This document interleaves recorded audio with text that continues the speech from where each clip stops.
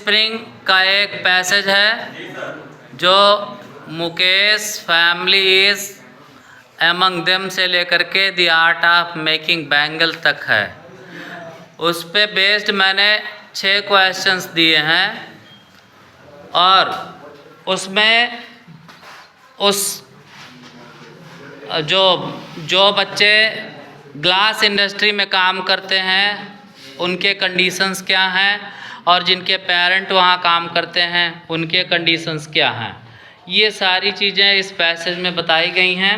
कम से कम 20,000 वर्कर्स जो under as होते हैं वो बेचारे काम कर रहे होते हैं और उसका परिणाम ये होता है कि अपनी युवावस्था में ही अपनी आँखों की जोत खो देते हैं, अंधे हो जाते हैं। बाहर की लाइटों की अपेक्षा बेचारों को अंदर अंधेरी कोठरी ज़्यादा पसंद रहती है और उसका परिणाम ये भी होता है कि उम्र से पहले एक तो अंधे हो जाते हैं और जो उनके गार्जियन होते हैं वो ज़िंदगी भर काम करते करते और सर पे एक छत तक बनवा पाने की नौबत में नहीं होते हैं। ये उनकी माली हालत होती है। और अगर देखा जाए तो ये इलीगल होता है कि 14 साल से कम उम्र के बच्चे इंडस्ट्री में काम कर रहे होते हैं, लेकिन किसी तरह अपने परिवार का भरण पोषण कर रहे होते हैं।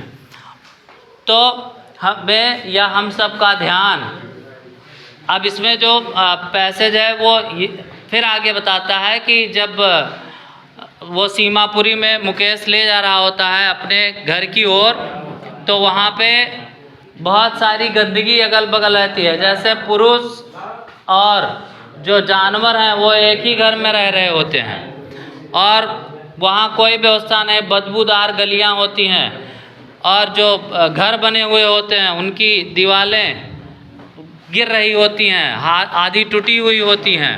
उसी में किसी तरह गुजर बसर ये करके अपने परिवार का भरण पोषण कर रहे होते हैं और अंत में इतना नहीं कमा पाते हैं कि सर पर छत तक आ जाए, ये स्थिति होती है। अब इस पर बेस्ड मैंने 4-5 क्वेश्चंस दिया है। इन क्वेश्चन का जवाब आपको देना होगा। जो पहला क्वेश्चन है कि how many children are illegally working, अनैतिक रूप से कितने बच्चे उस ग्लास इंडस्ट्री में काम कर रहे हैं। दूसरा है what was the condition of the surrounding of Mukesh home, Mukesh के घर के अगल बगल की क्या परिस्थिति थी।